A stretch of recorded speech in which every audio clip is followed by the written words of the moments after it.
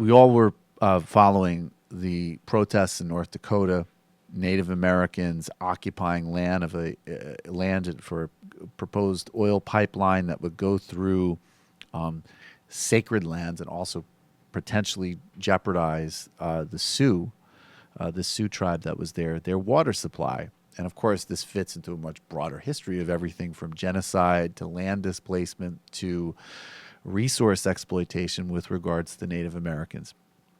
On Friday, a judge ruled that the pipeline construction would not be halted, that it actually did not sort of overstep the bounds legally of what the pipeline company was entitled to. Within an hour of that ruling, the government, the federal government, actually announced unilaterally a pause on the project. I'm going to just read this from the New York Times. In announcing the pause, the government acknowledged complaints from the Standing Rock Sioux and other tribal nations that their concerns had not been heard before federal overseers approved a pipeline that the tribe said could damage their water supplies and ancestral cultural sites. The Justice Department and other agencies called for quote, serious discussion on whether there should be a nationwide reform with respect to considering tribes' views on these types of infrastructure projects, end quote. A tribe in the statement called the federal order a, quote, game changer. Now, it is, if that is implemented.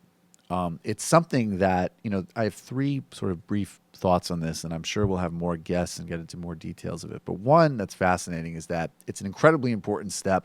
It's astonishing in 2016 that there already isn't a serious stakeholder process for tribal nations in major pipeline and infrastructure projects that affects their culture and public health.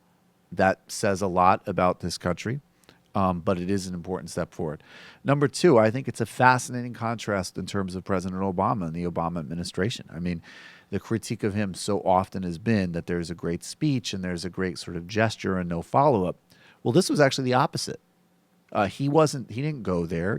Secretary Clinton didn't go there. Jill Stein was there. But he didn't say anything, but clearly this ruling, this does not happen with White House approval. So it's actually the inverse of the usual critique of Obama. And number three, this is another example of the power of real protest and why it needs to obviously continue. One really brief story is an addendum to that. Amy Goodman of Democracy Now!, who was there in North Dakota covering the pipeline protests against the Dakota Access Pipeline. And we played this on the show. On September 3rd, they filmed security guards working for Dakota Access Pipeline using company dogs and pepper spray on protesters. It was an obscene, grotesque event that obviously called to mind some of the worst images in American history during the civil rights and that human rights era. And basically, there has now been an arrest warrant issued for Amy Goodman in North Dakota, accusing her of, I believe, trespassing as the charge. So that is extraordinary, and we wanted to just sort of stand in solidarity with Amy Goodman.